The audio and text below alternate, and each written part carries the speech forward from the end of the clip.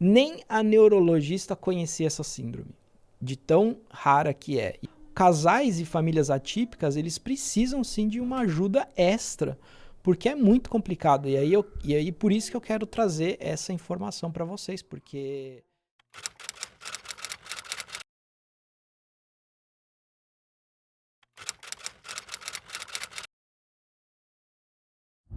esse vai ser um dos vídeos mais difíceis que eu já fiz, porque envolve algo muito pessoal, não só meu, mas da minha família também. Que inclusive é uma explicação de coisas que têm acontecido com a gente aqui, mas, né, como vocês sabem, eu não compartilho coisas tão pessoais assim, né? Eu não tenho esse costume de ficar compartilhando minha vida, enfim.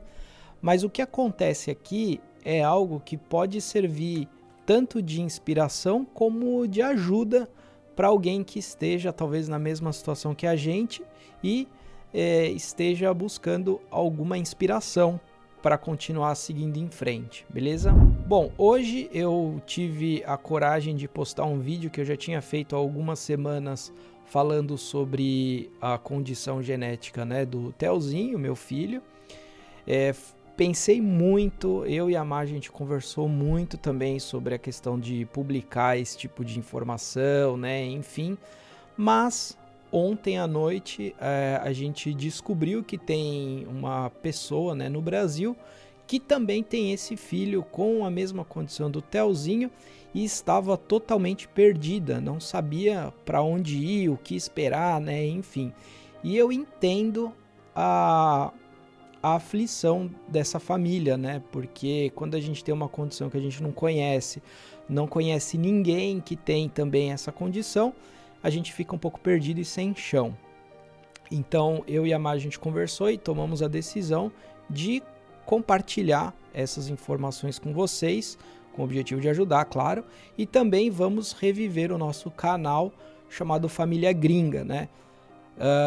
Contexto do canal do Família Gringa foi a gente, quando se mudou para Portugal, a gente começou a viajar, né? Começou a mostrar a nossa rotina e pensamos assim, poxa, eu comecei a postar a rotina nesse canal principal, né? E aí eu falei assim, poxa, por que não criar um canal nosso, né? Da família, até mesmo porque a gente já estava pensando em ter filho, né? Então, pensando no futuro, a gente pensou em abrir um canal extra, um canal diferente. E aí foi o que a gente fez, criamos o canal do Família Gringa, começamos a postar as viagens, né, as coisas que a gente fazia por lá, e aí até a gente engravidar. Né? E quando a gente engravidou, a gente pensou assim, poxa, que legal, vamos começar a postar conteúdo também de uma família que mora fora, né? Como que é criar um filho sem ter o contexto familiar, né, o contexto de amizades, né, que a gente tem no Brasil, por exemplo, e como que a gente está se virando, né?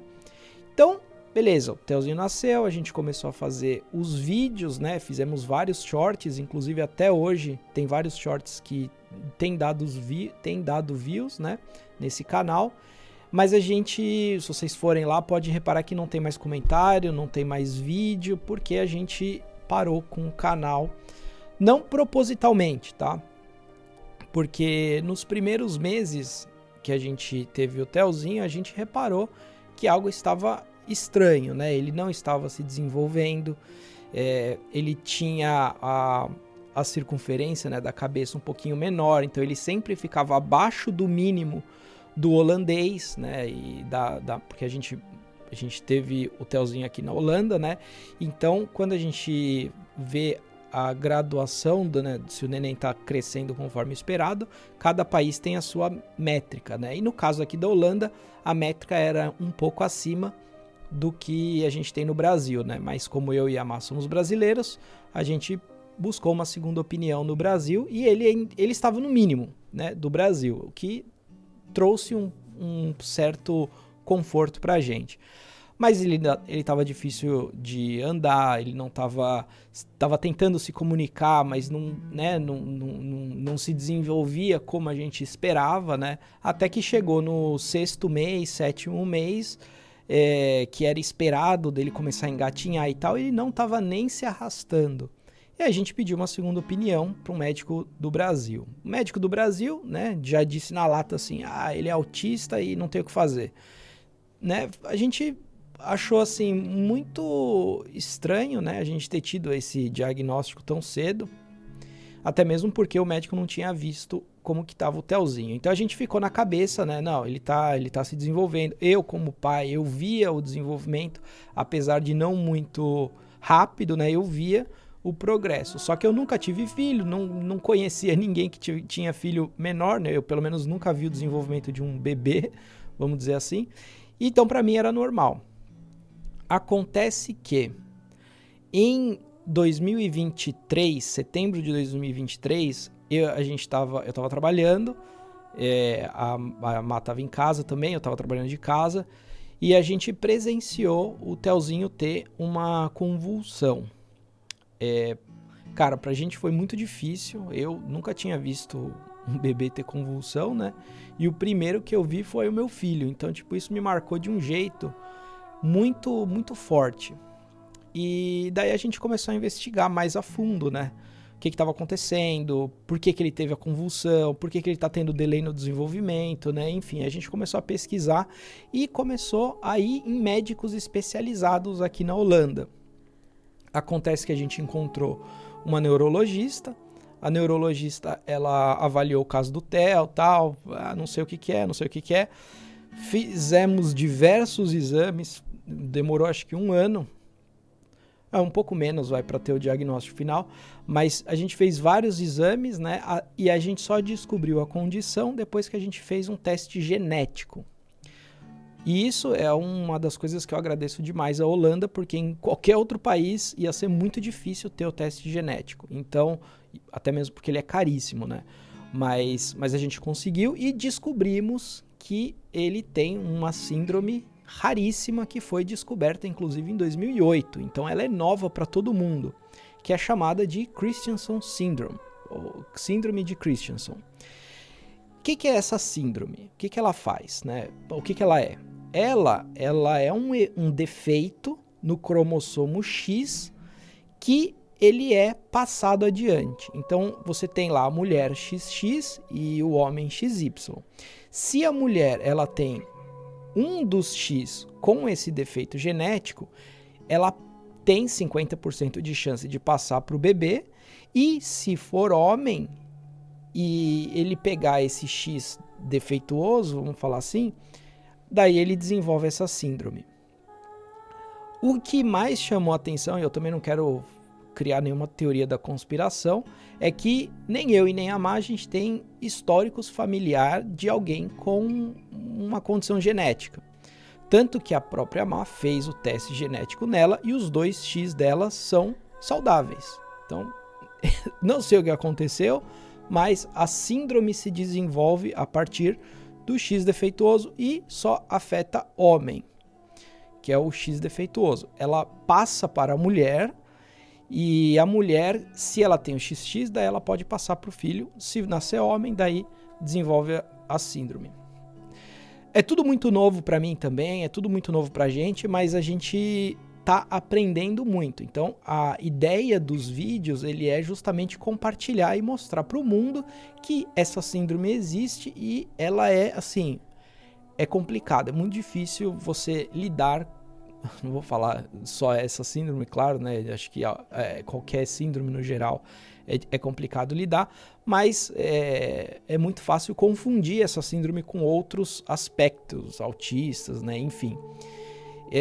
Então o objetivo daqui é comentar a respeito disso.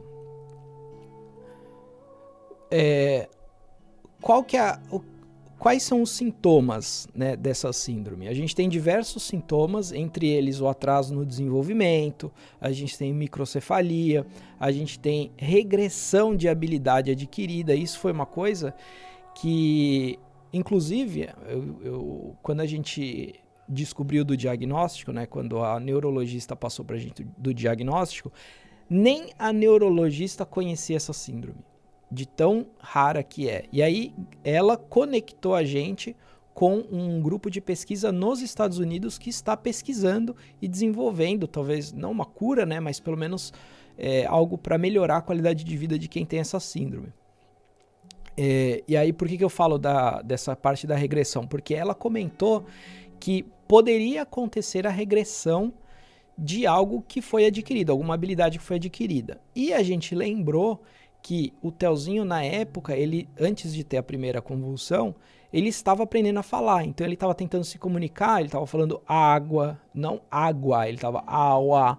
Então ele estava tentando se comunicar. Quando ele teve a primeira convulsão, ele parou, ele simplesmente fechou a boca, ele não se comunicou mais.